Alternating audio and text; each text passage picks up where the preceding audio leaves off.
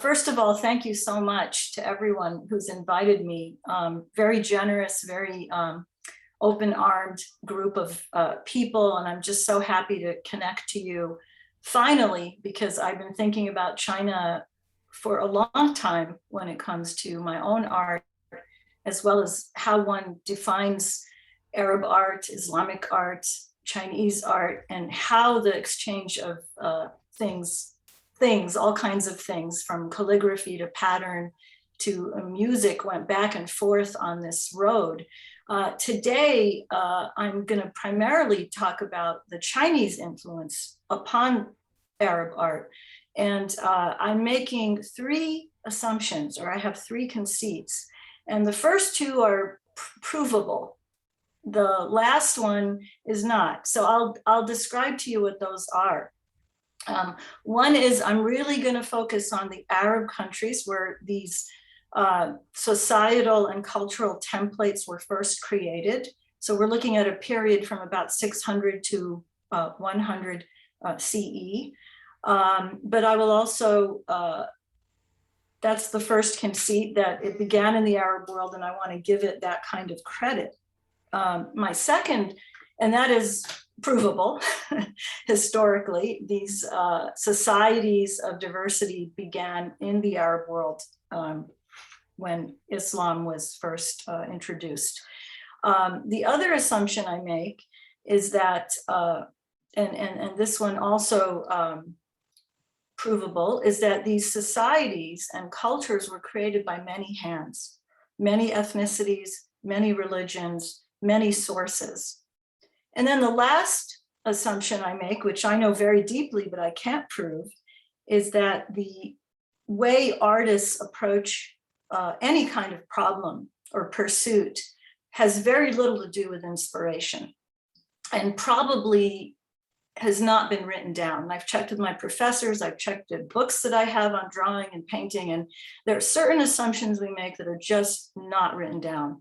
And they are, oddly, they're just so assumed that we don't talk about them, and they relate to what motivates us to put that first mark on paper. And it has to do with space, and we never say so. So I'll get into that as well. Let's begin. Next slide. Oh, first of all, just so you see, the image on the left here is by Jamili Hassan, a Canadian Lebanese artist, and I will be analyzing that later.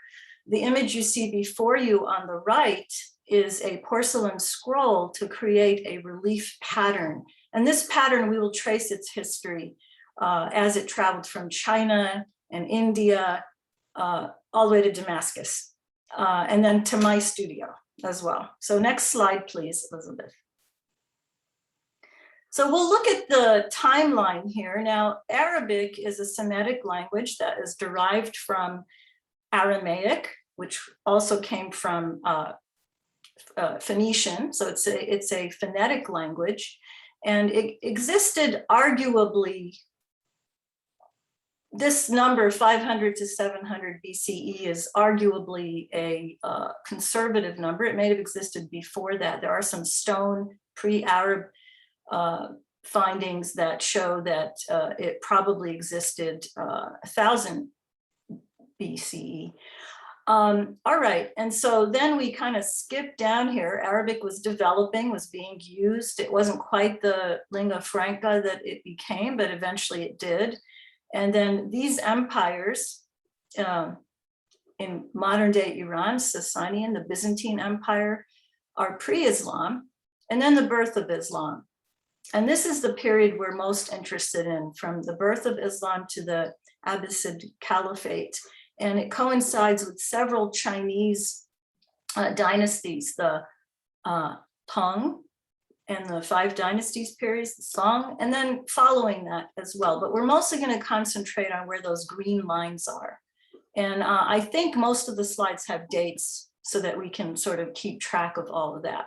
And this is really before Islam spread to other parts, although the Spanish Umayyads are here. They're connected to the Damascus Umayyads, and that's a very interesting little connection there. And that is not Arab, but that's okay. So one of the other reasons I'm privileging Arab is that the word Arab is not often privileged, and yet I want to give it a little uplift in this talk. Next slide, please. So I want to talk a little bit about the conceit that artists have, the training we've had since time immemorial, since the cave art days. We think before we put a mark down, we might be motivated to do so, but we take a leap of faith. We are working primarily on a two-dimensional surface, and yet our motivation, whatever the subject is, our real motivation is to make sure that that first mark and the second mark and the third marks and all the marks are defining the illusion of space, that somehow our viewers are going to look at this and see 3 dimensions, even though we're working on a 2-dimensional space.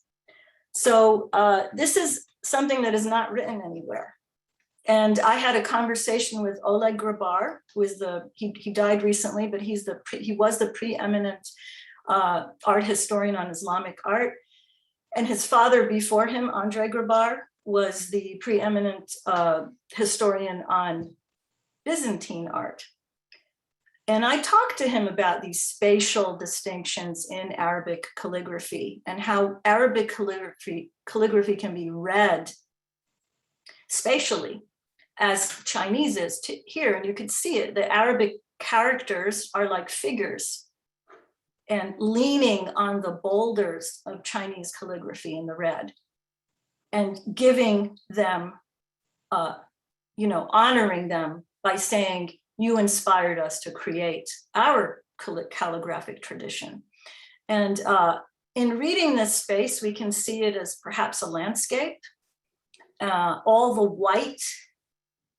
What people don't know is artists might be making a black mark or a red mark, but they're looking at the white space. They're thinking, how can I activate that space so that it looks spatial, so it looks 3-dimensional? And so, one can interpret this quite nicely. So we can go back to this slide another time, but let's go on to the next slide. Thank you. So I want to discuss a little bit the foundations of Arab art. And of course, the reason I say Arab is because it was created by many ethnicities and many religions and many people from far and wide. Arguably, we can say that the patterns come from many sources, and probably the oldest is the ancient tribal textiles. And the examples I have up here are Berber on the left, and next to that, a Kurdish example. And on the right, I'm going to really honor this individual who lived in Carmel Valley in San Diego, just 15 miles north of where I am, who died recently. And she's a Palestinian. She's originally from Ramallah, and she was 101 years old, I believe. And she was called the Mona Lisa of Palestine. So I want to honor her because she's local. And so these are tribal arts. The Palestinian embroidery is extraordinary. Of course, the Kurdish woven and embroidered works are extraordinary too, as are the Berber. So there's 5 foundations of Arab or Islamic art. In this case, Arab, I say, because again, many people contributed. And so this is the first one, arguably the oldest one. So let's see the next slide. Austere architecture from ancient civilizations, the ground beneath them, the pyramids, Mesopotamia, and other examples, of course, the Greco-Roman traditions, which I don't show here. But the top examples are from Mesopotamia, of course, the pyramids of Giza on the left. And then the first in the center, lower center, is the first spiral minaret, which was also from outside of Baghdad. And often these Islamic or Arab diverse societies were aside or on top of, as in the Umayyads in Damascus, of the ancient civilization before them. And on the right is an example of Ibn Tulun. And there's the spiral minaret, which is, I think, the second one. These are very old mosques. And I wanted to just say that it's the kind of the ancient civilizations before them was another very important contributor to Arab art. Next slide, please. People of the book, the scriptures, the writing of scriptures.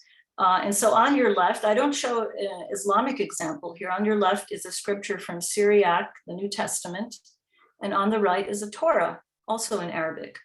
And I just wanted to acknowledge that idea of people of the book embraces the three monotheistic traditions of the region.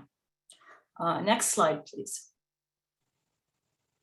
So the fourth example, and I could put China in here too, but we're going to have more time for that, is Byzantine art, greatly influenced in terms of a template of patterns that the Arabs looked at and said, those are ours, we're taking those, they're now Arab.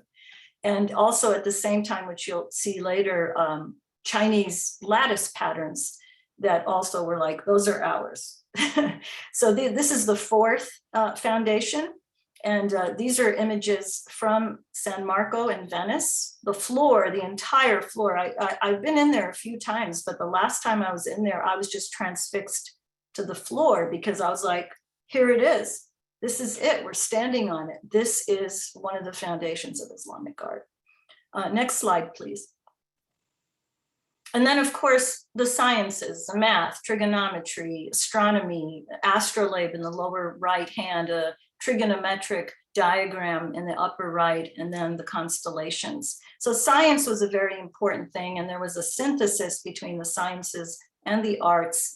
I don't show example of slides of stars in this presentation, but of course those were created through the merging of science and artistry. And of course they were all talking about each other, and they were coming in from other countries, from east, west, north, and south, and also the diverse conversation among the people themselves and the 3 or 4 or several other religions that were present at the time, and the philosophers around that, is what created the kind of art we call Islamic, which is very distinct looking, kind of like it popped out of the ground, it came out of nowhere, but in fact, its sources are traceable. You could look at something we call Arab or Islamic art and trace its sources pretty easily, maybe with a little bit of work. But so I wanted to establish that. So if we could go to the next slide, please.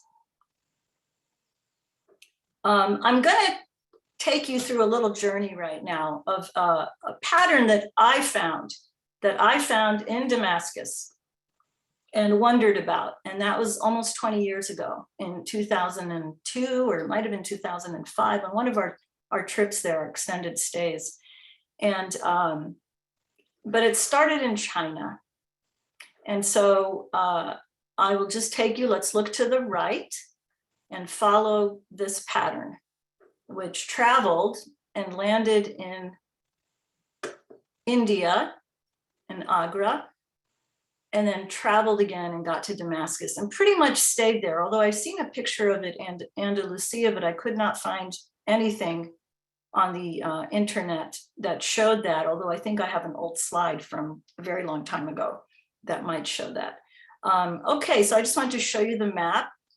When we talk about the spice trade, that's the blue line generally, and the silk trade is up here. So although the title of this talk is the silk trade, we're talking about all the routes, honestly, but probably the ones that I'm most interested in are the silk trade routes.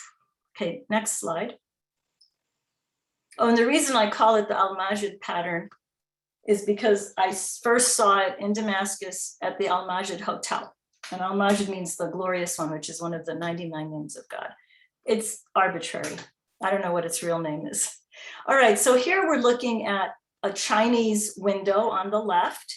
And this window is probably about 70 to 80 years old. And I own it. I found 3 or 4 of them somewhere in a junk shop in Santa Barbara, and I bought them all. And because of the pattern. I first saw the pattern in Damascus, let me remind you, but finding its Chinese counterpart was very exciting to me. To the right is a porcelain scroll that creates this relief pattern, probably on porcelain itself. And it's Chinese. And again, there's this pattern.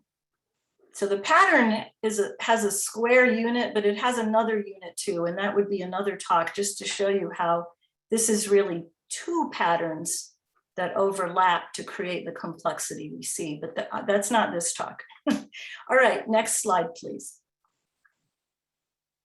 Here it is, Red Mosque in Agra, or the Jama Masjid of Agra, and here's a close-up of it. Now, the Indian versions I've seen, as well as Chinese versions, have taken this square that you see that has the pattern. There are other squares here too, and turned it a little bit into a parallelogram so that it's got a little bit squashed as it went west. Next slide, please. And I don't like showing this picture, but I think the current president of Syria, the dictator, likes this pattern. He always wants to be photographed behind it. Anyway, so let's go to the next slide. I became very transfixed by this. And if you notice, it's become more of a parallelogram. And then this is my work, and it's a musical piece. And the background is the pattern that originated in China. By the way, there are other artists. There's an architect who was a graduate student about 8 years ago. I'm not sure what he's doing now, an architect from Germany who was also exploring this pattern, who told me it appeared in Agra. So I am in conversation with other people who are kind of transfixed by this pattern. So in this design, it's a very large piece, one of my pieces, a musical piece. It's called Tarab Soundings. And this is a powder coated steel in the center of the pattern, and the pattern glides back and forth, and the octagonal wooden structures behind it have strings on them. I believe it's 88 strings, and each octagon is tuned to a different culture. So the one on the right is the harmonic scale or Arab scale. The one in the center is the Chinese pentatonic scale. I worked with a microtonal musician on this. And the one on the left, it was really celebrating the cultures of California. The one on the left are the indigenous Nahuatl peoples who had a simpler pentatonic. And so you glide this back and forth, you use your whole body. So it's a motion, pattern, and sound making machine. You can go to my website if you want to see it in action. Next slide, please. Here's another iteration of it. I've done about 6 iterations of this piece. This was in El Camino College just 2.5 years ago. And there's Jonathan on the left, who strung the instrument and tuned it. And we went back and forth. He didn't quite do what I wanted, but it came out great anyway. And then every time a string breaks, the musical instrument changes as well. So this is how this Chinese pattern greatly influenced my work in every way, including sound. Next slide, please. Here is another paper. The pattern started off as lattice in China and became flattened into tile work and detail on edifices. And then in this paper piece, I turn it back into lattice. And so I distorted the pattern here and layered it upon itself to see what other patterns could land on our retinas that we could enjoy. Okay, next slide.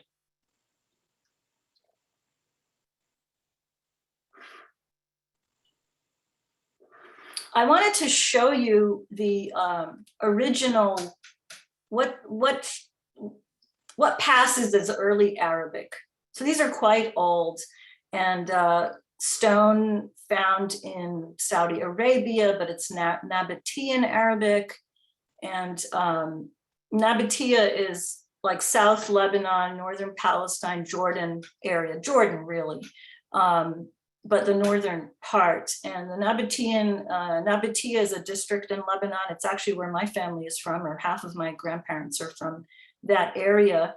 And so the Arabic I know is a very ancient Arabic. I sound like a hick, honestly, but when I speak Arabic, but it's the old Arabic. And when I hear Chaldean, for example, or Syriac, it sounds like the Arabic that my family spoke in South Lebanon. So, how to trace the way a language is spoken orally, that I could understand Chaldean now even though it is not considered Arabic, is strange to me. So how it is oral and part of oral traditions, and then how it gets written down are kind of two different things and a little bit mysterious.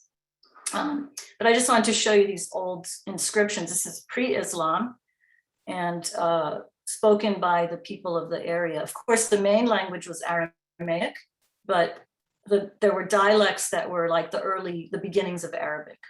Okay, next slide, please. And I wanted to show you about Arab calligraphy's mission, in a way, which is very figural. Even though it's phonetic, it wanted to be figurative, in my opinion. And so here's the letter Aleph on the left. And if you notice, it has a head, it has a spine, and it has a tail, or which we can say is our legs. So it's figurative. 1, 2, 3, 4, 5, 6, 7 tips of the calligraphic pen create the proportions right next to it. And that is also in the Renaissance and later how they describe the proper proportions of the figure. And it could be more than 7, it could be 9, it could be 5. We're not all the same proportion, but it was always an odd number. And I just wanted to show you other examples of how the letters, this is the letter Ain, which is a guttural controlled strangulation of the throat, Ain. And it's actually how Arab is supposed to be pronounced. Arab begins with the letter Ain, so it's really Arab. So there's a figurative element to this. And early on, these societies in Baghdad and Cairo and Damascus, and then looked to China for guidance on how they could create a writing tradition. Because calligraphy and gesture, which come from the body, by the way, from an artist's point of view, a calligraphic mark is a gestural mark. It's the way you sign your name. Most of us sign our name without thinking. It's our mark. And so that became a very important part. And of course, Chinese calligraphy is about breathing. And so why don't we go to the next slide, show you another example of this figuration.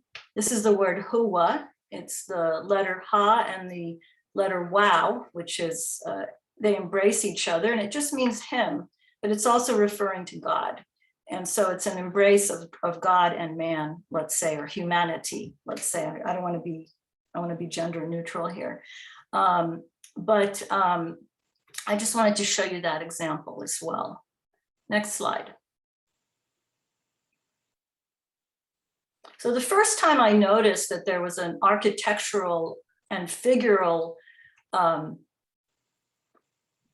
reality or realm in Arabic writing and calligraphy was when I was in Egypt and looking up at the wife of Ibn Barkuk's dome in the City of the Dead in Cairo. And I zoomed in on the central, the one in the middle, the circular. So let's look at the next slide where we can zoom in on that a little bit. So if you look here, there's clearly architectural arches which fool the eye into seeing the Arabic letters as though in a space. And there's near letters and far letters, and they seem to be reclining and standing. And some of the arches in the center of each one is the letter Aleph or Lam, which are verticals that help create spatial dynamics. So you could say this is a very large courtyard, maybe shallow, but very broad, and that you can read into it spatially. Now, artists just do this automatically because this is how we're taught how to draw and how to paint. But this is when I first noticed this in 1983. And my husband and I were dehydrated, and maybe we were seeing things, but I think you can see it too. Traveling, all the walking in Cairo, like for days, you know, practically and not drinking anything. Next slide, please. Oh, there's a detail. Okay. Then I started to look at other texts that are not so adorned, not so architectural, just to see if this spatial dynamic existed anyway. So in this example, I see this again as a shallow courtyard. The red above is like a horizon line, and that's Kufic script. And the script below it, I think, is Toulouse. And again, you notice how the verticals anchor the piece, but they end, the verticals, I can't show you, I don't have a pointer, but the verticals end in different spaces. So if you look in the center, it ends here, and then it also ends further down in other spots. The ending of the verticals, just look at those and how they, on the left side, but not all the way to the left, they kind of go back in space. All of these markings create the illusion of space. And then of course the letters are a little bit bigger in the front than the letters in the back. So it's all very figurative. And then there's a little wrapping on the edges to kind of say, oh, well, this is really a flat piece of paper. We're just tricking you. That's how I read it as an artist. And anyway, next slide. In this scale, this is a signature of a sultan, Maghrib, which is Morocco, 15th century. It's not the period I said we were going to talk about, but it's a good example of vast space. Now, this is his signature, and what he's trying to say is these are all the verticals are the letter Aleph or Lam, which is an L, which is like our L, actually. And, you know, you got the Arabic in the all the way in the front, and you have it behind a little bit, and then you have indications of the language continuing as though these were figures upholding his name. Obviously, he's saying, I am supported by the people, probably. You can interpret it that way. Next slide, please. So I want to take a little different tack. I want to look at calligraphy of the two dynasties only. This is a vast area, obviously. We can probably tell 1,000 stories. I'm just telling one or two. So the Tang dynasty, I hope I pronounced that right, I'll try, was a period of great back and forth between the Arab worlds, Muslim worlds, and the Chinese. And I want you to look at their calligraphy, but also the shape of the pottery that we're looking at. And obviously on the right, this is a figurine, but notice how she curves in a kind of mannerist way. And we could probably compare that to mannerism, which was yet to come after the Renaissance. And then the kind of elegance of the central pot and the random marks of the glazing, how it was sort of allowed to drip down, and randomness was a part of the decision of this artist in terms of how they shape the pot. It's not, it looks like there's less control in this for me during this dynasty. And of course, it was a very open time between the Arab world and China, and a lot of exchanges. And then the pot on the left seems very dignified in a way, but also at the same time, there was decisions made, not just in the calligraphy and the markings, which are gestural, as they are in the central pot as well, very gestural. This is like early, you know, dripped painting, you can call it. But also the shape of this, it's kind of a little top heavy, but not too much. It's got a sturdy footing, and it is a figure of sorts. These vessels, the two vessels, center and left, are figurative in many ways, and which is why I included a figure as well. So in the next example of another dynasty, the Song dynasty, why don't we go to the next slide? We can look at the difference. We can compare them a little bit. So in the Song dynasty, I see a lot of control, a lot more control and refinement. So maybe it was reacting to the Tang. We got to wrap this up and make it more perfect.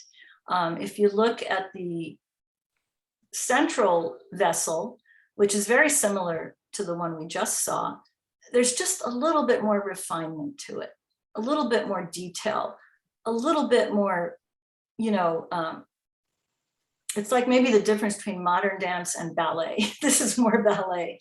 And if you look at the one on the left, again, the glaze is very refined, porcelain, all porcelain. And of course, porcelain is from China.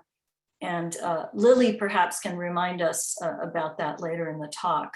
And then on the right, this I found to be very also refined and staid, but a little bit more adventurous. So I just think about the artists that made these and how their body was in position to the wheel, and then later the decisions they made about glazing to me, it just seems a little bit more refined, and there are probably better examples of this than what I'm showing. But I just wanted you to pay attention to those details. Next slide, please.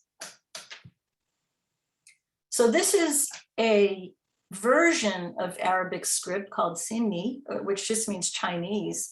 And it shows a curvier relationship to the letters and a kind of play. And in terms of spacing, perhaps we could say this is a small room with large characters in it.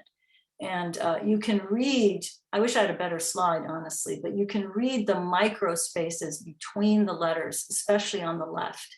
And on the right, they sweep in and become more volumetric. They're like in a line on the right, and then they become more volumetric on the left.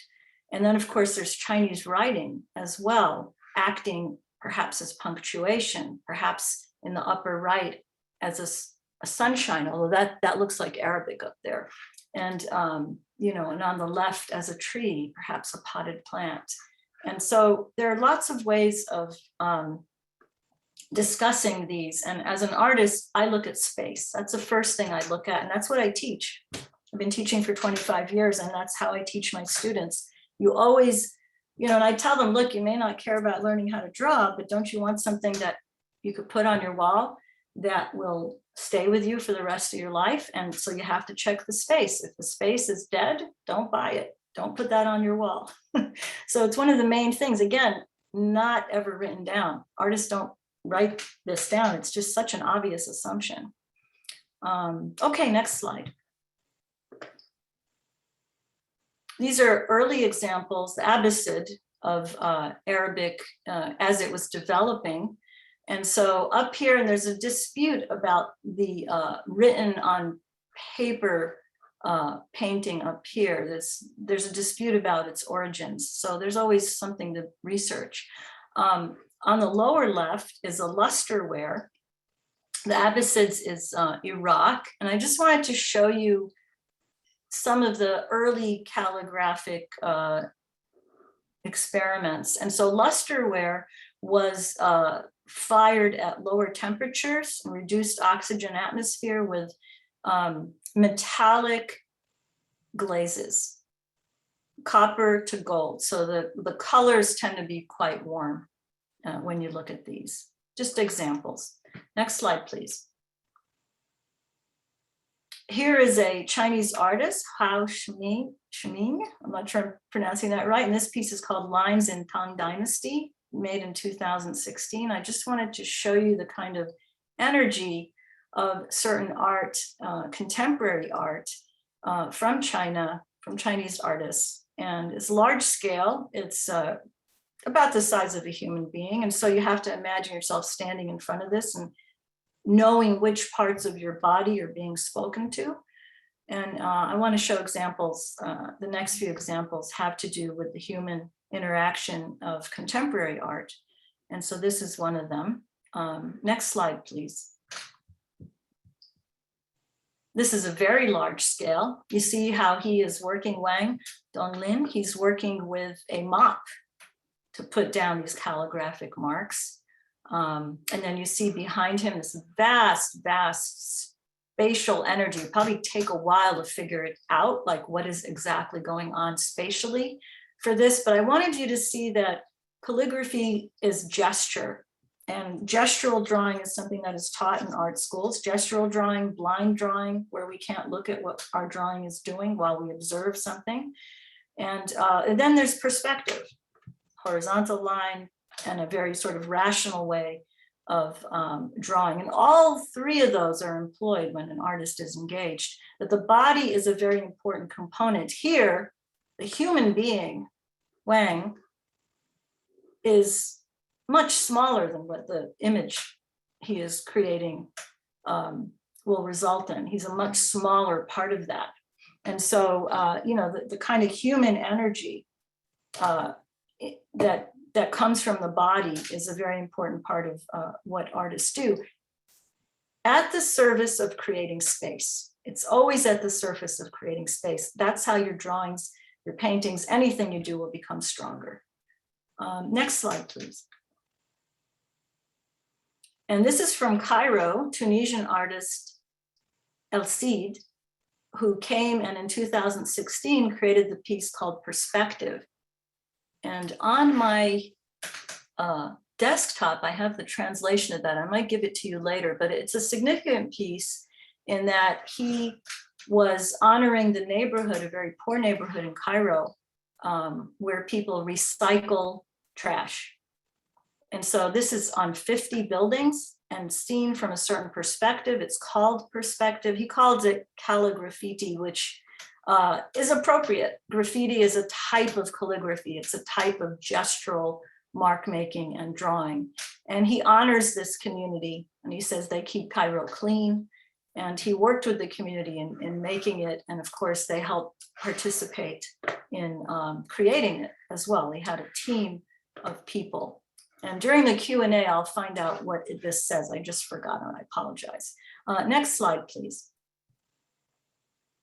This is the Anderson House, Geyer Anderson House, right next to Ibn Tulun, that spiral minaret. If you look through the left window, you can see a little bit of it. So Ibn Tulun, ancient mosque, next to a very fancy house that is now a museum. But I wanted to show you the screens here. And these are called Mashrabiya screens. Now, Mashrabiya screens have a whole history of being stereotyped as, you know, this is like the harem happened on the other side of this.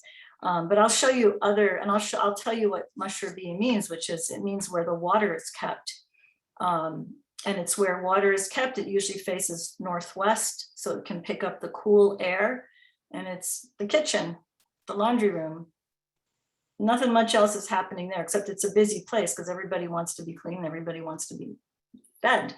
But I wanted to show you these examples. And these are not like Chinese lattice. Chinese lattice is made out of flat sticks that are very carefully put together without glue, without nails, and they stay put. These two don't have glue and nails, they're stringing, but they're made out of spindles. So why don't we look at the next slide?